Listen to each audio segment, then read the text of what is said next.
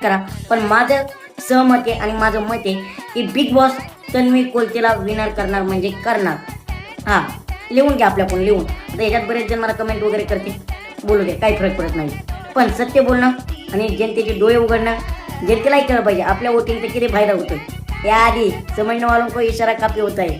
त्यामुळं चलो बघूया, माझा अंदाज खरा निघतोय का तुमचा अंदाज खरा निघतोय. चॅलेंज बरं का, मी तर आधी डिक्लेअर केलाय. पण वोटिंगच्या लीडनुसार अनुश्री माने ट्रॉफी जास्त डिझर्व करते.